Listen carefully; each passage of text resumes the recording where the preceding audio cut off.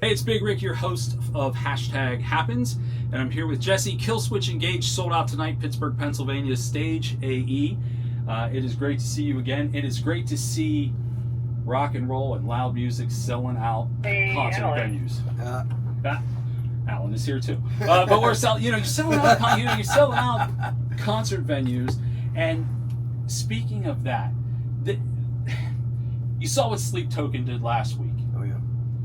That record beats out what Olivia Rodrigo and Benny Blanco on the #1 sales for that. Is rock and roll metal? Is it resurging? Because I feel like it is. I think it's resurging, but I also think it hasn't gone anywhere. I think it's the perception, especially here in the States. Well, I mean the loud stuff. Yeah. I think people are tired of pop music, and I also think the state of not just this country but the world. We're in a really weird place. A lot of frustrated, angry people. Sure. And heavy music speaks to that. It's good therapy. Yeah, I was gonna say, since we're mad, does the mad music kind of start to relieve us a little bit? Because you yell. Yeah. And I'm sure you do it sometimes for your mental health. Of course. It's like when you're sad and you listen to sad music, it actually releases endorphins. It actually helps you. It's therapeutic. It's great. You can't just fester on it and hold it inside. You gotta let it out. And whether you're performing the music or you're in the audience reacting to the music, that energy is palatable and it's beautiful, really. It is, and it for enthusiasts of this type of music like we are, to see bands selling out, going on tours getting bigger, and then again, Sleep Token's something different, like we've never really seen, I guess. Right. But man, the sales of all the tickets in 3 days, 4 days was amazing, and it's so good for our business. One of the reasons I wanted to catch up with you today, it was probably 9 or 10 years ago almost. It's so weird. You always lose that COVID year because you're not really sure where you were and what you did. Twilight Zone. Yeah, But we were in Las Vegas and we did a panel together. It was Eddie Trunk, who's obviously a great interviewer, Steve Black from Chop Shop, who I love, Mark Abramson, Killswitch guys, and Chris Henderson was there too from Three Doors.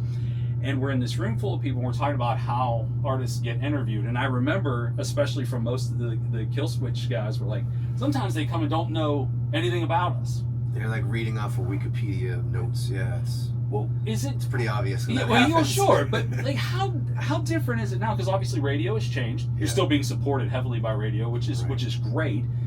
But are you getting less interview requests because there's less people, or is it cool that one person who's maybe pretty good interviews you and it goes out to 80 stations? Because to me it seems a little less personal that way to your market. Like, it's cool for me because I live in Pittsburgh and you're in Pittsburgh. Right. But this is going to go out, and as many people that will watch it. But do people still ask for interviews? I mean, do they? They do, but I got to be honest with you. I'm at the point now where I've told management and people, I only want interviews with people who know who we are and it's going to benefit the band. If it's just like a regular run-of-the-mill thing, I kind of just don't have time for it. Sure. Especially if it's somebody who doesn't really know who we are. It's not going to help push the band. I'd rather focus on touring, making records, and doing projects. So I'm picky. I might get more requests than I know of, but they sort them out for me because I think we're at that stage in the game where I'm not just taking any request anymore. No, and I think that's good. And sometimes, and I'm certainly not slamming anything that's internet based, because there's plenty of good people out there that are doing that. But at one point, when everybody got a podcast or got their own internet radio station, it kind of filtered out some of the better people that aren't getting the chances to talk to. I agree. To talk to Jesse Leach, to talk to Sebastian Bach, who I talked to a couple months ago. Like, you guys don't have time to do this, and you don't have to do it at all. So I appreciate you doing this for Happens, but it has to be frustrating as an artist sometimes when you're looking across at somebody that goes, so is it Killswitch? Yeah. Were you you're not the leads. Oh, yeah. Oh. And then, I mean, that probably does happen. That has definitely happened to me before, and I just kind of chuckle. I'm like, I'm not going to be a jerk about it, but it is, even if it's just a 5-10 minute interview, when you've got a schedule like we do on the road, that's a lot of time I could be napping, Sure. Just anything, really. For sure. Okay, so let's talk about Summer of Loud. Give me one word that describes that, because obviously you knew who you were going to be out there with Parkway, and I Prevail is on there. I think Devil Wears Prada. You're gonna. It's gonna be So, like, I was thinking explosive. Like, Yeah. what was my word? It was explosive. What would be that word when you saw that first epic, ad, Matt? Epic. It's epic. Epic. It's huge. It's going to be great.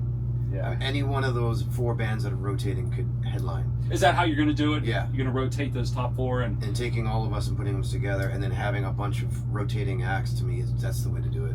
this is like a very loud, maybe like Lollapalooza or something like that. I mean, there's just so many bands on this that the timing has to be perfect. So I can't even imagine the production people trying to figure all of this out. I'm sure they all want to blow their brains out. I'm sure they do.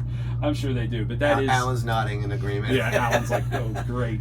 He's like, plus I'm going to have to see this guy again somewhere on the road. And I will see you somewhere out there. But yeah, it does look like an unbelievable tour. You've got the new albums that came out in February. So you're right in the crux of it. And the reaction seems to be wonderful. It's been People great. are loving Yeah, this it's been record. great. It's so good to see something like that. Now here's what I wanted to. I told you I was going to ask you a little surprise question.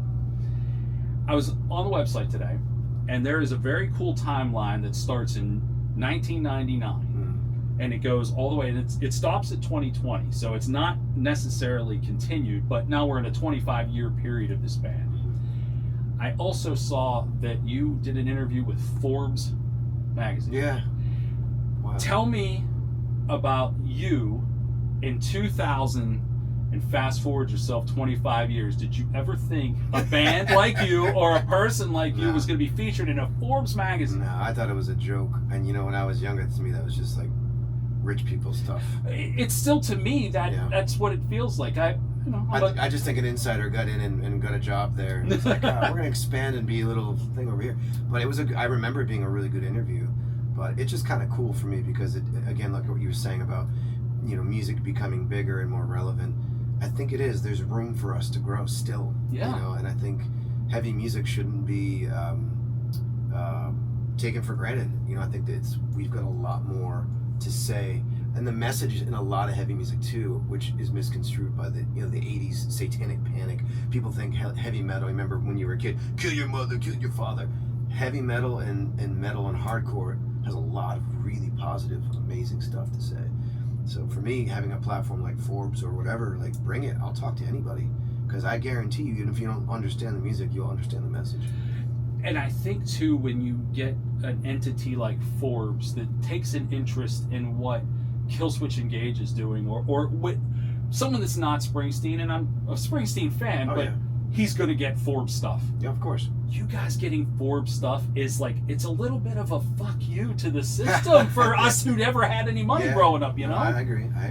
I was so floored to see that, and I thought, are we getting, and I say we because I think we're on a collective metal community team here going, we finally got one past them. Yeah. That feels like... I think one of us got into the guy who interviewed me seemed to really know his stuff, so I think he's a metalhead, so he snuck into Forbes. Let's get the insider. all I can think about is what was the movie with Brad Pitt, and he was his Tyler Durden, going into infiltrating Meatloaf is in the movie. Why am I forgetting the name? But Drive. Fighter? Oh, Fight Club. I'm like, Drive. Yeah, I did like the charades though. Yeah, Fight Club. Like, how do we get metalheads into everything? It's like, was that Project Mayhem? How do we get metalheads into everything? Like Forbes and maybe the stock market and but things I even think our music should be in movies more often. Metal music is great for movies. And video games and soundtracks and all that stuff. You don't always have to have. And to me, it's like when you're watching a movie, if the music doesn't sync up with what's going on, it's such a bummer. Like when a pop song kicks in when it should be something aggressive, it's such a bum out. So yeah, more metal in friggin' movies, please. Sign me up. I agree, and I think acting. I'm acting one too. Get in there. We're talking about it. I think you brought up the satanic panic of the 70s and 80s, and people with their KISS signs, moms against KISS and all that kind of stuff.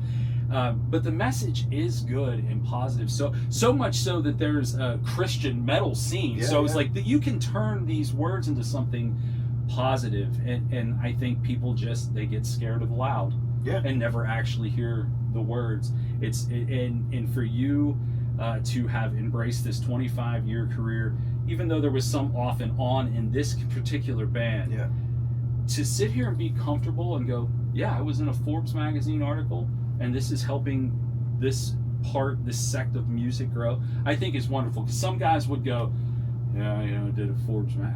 You embraced it, and I think that's you have to, because you're growing. Yeah, I want to expand. Growing. I mean, you talk about expansion, having Poppy and what's that band? They opened for us in Europe, and they're really good.